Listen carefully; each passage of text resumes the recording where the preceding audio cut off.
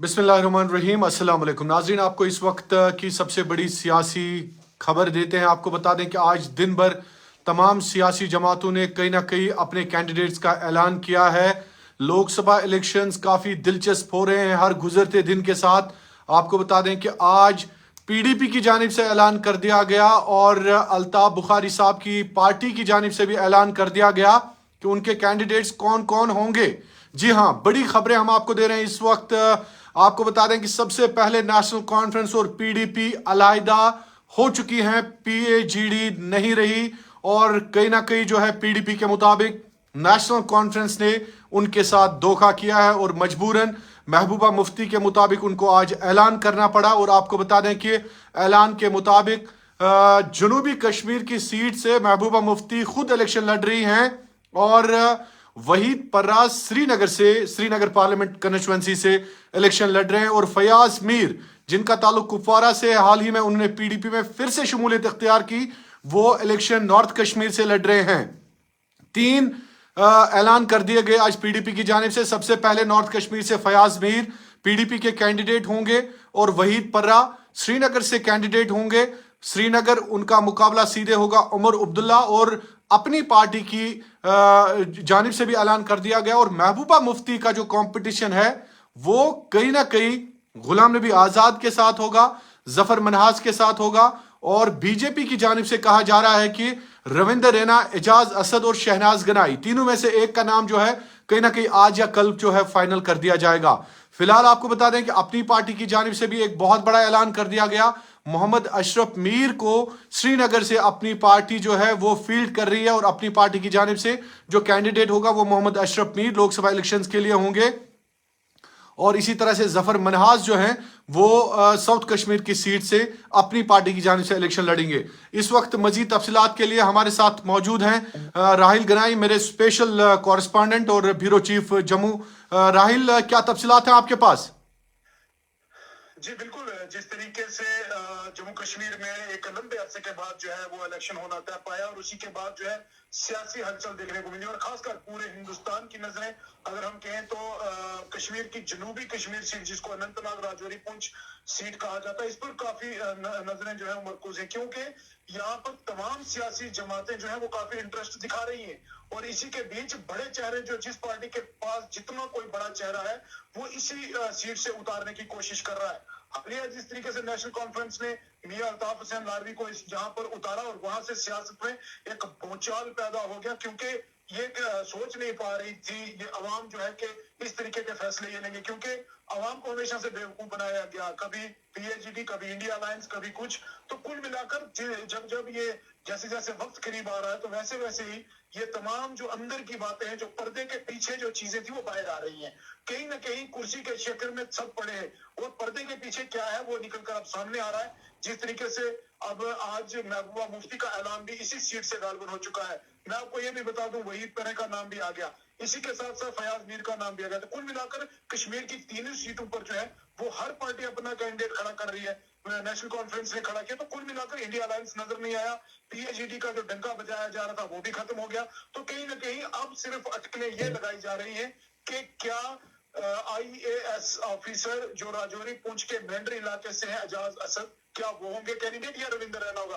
दोनों का नाम अभी जो पैनल में है और 1 और 2 नंबर पे ये दोनों है। और अभी जो एक बड़ी खबर निकल कर ये भी सामने आ रही है कि आज जो कटरा के अंदर एक रैली हुई, वहां पर इंडिया अलायंस देखा गया। अगर वहां पर इंडिया अलायंस देखा जाता है तो यहाँ पर बाकी सीटों पर इंडिया अलायंस गायब क्यों होता है? सवाल तो यह है, क्या अवाम को क्या जवाब देंगे ये? वहां पर नेशनल कॉन्फ्रेंस के प्रेसिडेंट फारूक अब्दुल्ला वहीं पर कांग्रेस की सपोर्ट में रमन बल्ला के साथ वहां पर खड़े नजर आए और यहाँ पर जो है अपने अलग अलग कैंडिडेट। कुछ समझ नहीं आ रहा है कि हालांकि अभी पर्दे के पीछे क्या कुछ है, कुछ बड़ा होने वाला है जैसे जैसे वक्त करीब आएगा। जी तो राहिल, सबसे बड़ी बात है कि अल्ताफ बुखारी साहब ने भी अपने कैंडिडेट्स का ऐलान किया है। कहीं ना कहीं जो आजाद साहब का एक ऑफर था कि हम अलायंस करेंगे, वो भी कहीं ना कहीं अब नाकाम ही नजर आ रहा है।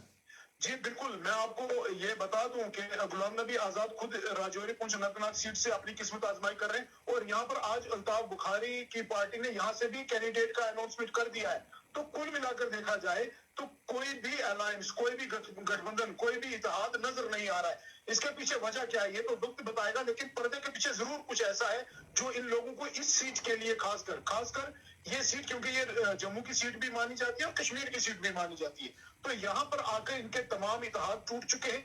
यहाँ पर आके अलायंस खत्म हो जाते हैं, यहाँ पर पीएजी खत्म हो जाता है, यहाँ पर इंडिया अलायंस में बात करने वाला कोई नहीं है। और अभी सोर्सेज के हवाले से बड़ी खबर आ रही है, बड़ी खबर मैं आपको दे रहा हूँ। सोर्सेज के हवाले से बड़ी खबर यह है कि कांग्रेस ने नेशनल कॉन्फ्रेंस को ये कहा है, सोर्स ये कह रहे हैं कि ये कहा है कि अगर आप महबूबा मुफ्ती को राजौरी पुंछ अनंतनाग सीट नहीं छोड़ते तो नेशनल कॉन्फ्रेंस को तैयार रहना होगा, क्योंकि कांग्रेस बराबर की सीटों में पूरे उम्मीदवार उतारेगी। ये बड़ी खबर आ रही है। अगर ये बात सच है तो यकीनन जम्मू कश्मीर की सियासत में भूचाल पैदा हो जाएगा। जी तो राहिल, यह भी हमें समझा दीजिए कि अगर हम बात करें इस वक्त मैंने कहा कि अल्ताफ बुखारी साहब ने मोहम्मद अशरफ मीर को मैदान में उतार दिया और जफर मनाज को, आप कैसे देखते हैं? बिल्कुल एक बड़ा अपडेट है। कहीं ना कहीं हम ये नहीं कह सकते कौन जीतेगा कौन हारेगा, लेकिन हम ये जरूर कह सकते हैं कि सियासत में अब टक्कर जरूर होगी। अब ये एक तुर्कूनी टक्कर इसको मैं जरूर कहूंगा, क्योंकि जिस पार्टी के पास जितना कोई बड़ा चेहरा है वो उतार रहा है। हालांकि इलेक्शन काफी टाइम के बाद हो रहे हैं जम्मू कश्मीर में, और इस जम्मू कश्मीर का ये इलेक्शन जो है इस पर पूरे हिंदुस्तान के साथ साथ पूरी दुनिया की नजरें हैं कि जम्मू कश्मीर में कौन सी पार्टी जो है वो सबकत हासिल करेगी। सबसे बड़ा सवाल रहेगा कि आखिर सज्जाद लोन अगर बारामूला सीट से खुद कैंडिडेट है तो क्या वहां पर इतनी फैन फॉलोइंग होने के बाद सज्जाद लोन वहां से जीत पाते हैं? क्या उनके सर वो ताज सज सकता है जिसके लिए उन्होंने आज तक कोशिश की? हालांकि जो सियासी बयानबाजी है वो बहुत होती रही। कल भी उन्होंने एक बयान नेशनल कॉन्फ्रेंस के प्रेसिडेंट के खिलाफ दिया था, जिसमें उन्होंने कहा कि हमने कत्लेआम नहीं किया है और फारूक अब्दुल्ला पे जो है वो एफआईआर होनी चाहिए। कुछ ऐसी बातें भी नजर आ रही है। कुल मिलाकर अब खुलकर सामने आ चुके हैं, चाहे वो कोई भी सियासी जमात है, चाहे वो कोई भी कैंडिडेट है, चाहे वो कोई भी नुमाइंदा है, चाहे वो कोई भी सरबराह है पार्टी का, अब खुलकर एक दूसरे के सामने आ चुके हैं। जी चलिए राहिल, बहुत बहुत शुक्रिया, बहुत बहुत शुक्रिया। तो नाज़रीन, आपको बता दें कि बहुत बड़ी खबरें आ रही हैं, खासकर सियासी गलियारों के हवाले से। सियासत इस वक्त गर्म है और सरगर्मियां इस वक्त जारी है। आपको सबसे पहले बता दें कि नॉर्थ कश्मीर के हवाले से पीडीपी का ऐलान कि फयाज मीर उनके कैंडिडेट होंगे, और आपको बता दें कि इधर दूसरी जानिब से नॉर्थ कश्मीर में सबसे स्ट्रॉन्गेस्ट कैंडिडेट जो इस वक्त पब्लिक ओपिनियन के मुताबिक हैं वो पीपल्स कॉन्फ्रेंस के सज्जाद गनी लोन है, जो कि नेशनल कॉन्फ्रेंस ने अपने कैंडिडेट का ऐलान नहीं किया है।